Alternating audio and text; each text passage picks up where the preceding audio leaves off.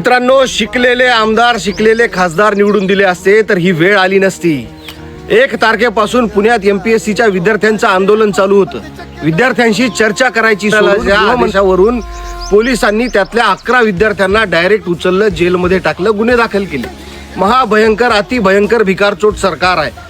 विद्यार्थ्यांच्या ज्याही मागण्या असतील ते त्यांच्या शैक्षणिक हिताच्या आहे। सरकारने लेकरांच्या अभ्यासाचा, त्यांच्या भविष्याचा विचार करायला पाहिजे, पण नाही। शेतकरी आंदोलन, बळाचा वापर। मराठा आंदोलन, बळाचा वापर। बलात्काराच्या विरोधात एखादं आंदोलन करा, बळाचा वापर। अरे साधं झाड, एखादं जंगल तोडू नका म्हणलं, बळाचा वापर। अरे काय लावलंय काय? तडीपार, खंडणीखोर, बलात्कारी, खरी भोसडीचे सगळे मोकाट, त्यांना सूट, पक्षात पद, निवडणुकीत उमेदवारी, न्याय मागणारे जेलात। अरे वा देवा भाऊ, हे सरकार काय फक्त काय उद्योजक, बिल्डर आणि काय कॉन्ट्रॅक्टरचं आहे का? कोणत्या शेतकऱ्याचं किंवा विद्यार्थ्याचं, सर्वसामान्यासाठी काय संधी नाही का? अबे ते विद्यार्थी आहेत, कोणी एका जातीचे नाहीत। बिनलाजांनो, किती बोंबला तुम्हाला काहीच फरक पडत नाही। पण भावांनो, आज अभिमानानं सांगावं वाटतं की आपले मनोज दादा विद्यार्थ्यांच्या अटकेची बातमी कळल्या हाय त्या परिस्थितीत पुण्यात पोहोचले। आंदोलक विद्यार्थ्यांसोबत रस्त्यावर उतरले। आता न्याय होणार। फोटो पाहण्यासारखे आहेत भावांनो। दादाची एंट्री झाली रे झाली की पूर्ण महाराष्ट्राचे विद्यार्थी रस्त्यावर उतरले। आज महाराष्ट्रातील सर्वांचा, कोणत्याही जाती धर्माचा असो, सरकारपेक्षा मनोज दादांवर विश्वास आहे आणि हेच यातून सिद्ध होते। आज जनमानसामध्ये हा विश्वास आम्ही कमवला आहे। मनोज दादांना चौथी नापास म्हणून हिणवणारे उपटसुंभ नेते कुठं गेले, कुठं मेले? सुपारीबाज भोसडीचे, त्यांचे लेकरं विदेशात आहेत ना।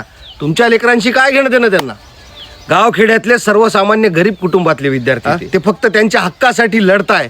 2-2, 3-3 वर्ष बसून अभ्यास करावा लागतो, तेव्हा कुठं एक्झामची तयारी होते। मायबापाचे काय येले होते त्यांना माहीत, त्यात पण सिलेक्शन होते की नाही माहीत नाही। त्या नागपूर अधिवेशनात तुम्हाला लक्षात असेल तर आपल्या राज्याचे उपमुख्यमंत्री अजित पवार यांचा मुलगा 1800 कोटी रुपयाचा घोटाळा करू लागला। हे अजित पवार म्हणत होते की एका घरातील 4-4, 5-5 लोक PhD करत असतात। अरे ते का स्कॉलरशिपवर काय घर चालवतात का? अरे मग विद्यार्थ्यांनी करायचं तरी काय? युवकांनो, आता निश्चिंत राहा। ज्यानं तुमच्या विरोधात निर्णय घेतलाय त्याचा बाप मनोज जरांगे पाटील तुमच्यासाठी दाखल झाले आहेत। मुख्यमंत्री साहेब, 2 दिवस 2 रात्र झाले विद्यार्थी थंडीत रस्त्यावर बसून आहे। लक्षात ठेवा, दादा पण आहे। आता तर विद्यार्थी मागं हटतच नसते, पण आम्ही पण येत असतो। तात्काळ मागण्या मान्य करा, नसता लय जड जाईल। भावांनो, आपलं हे पेज काय जंगली मम्मीच्या जाहिरातीसाठी नाही। आपल्या प्रश्नांना वाचा फोडण्याचं काम आपण करतो, ते बी डायरेक्ट आणि बेधडक। अजिबात संकोच करत जाऊ नका, बिनधास्त व्यक्त व्हा आणि महत्वाचं म्हणजे फॉलो करून ठेवा। भेटू, जिंदाबाद, जय शिवराय।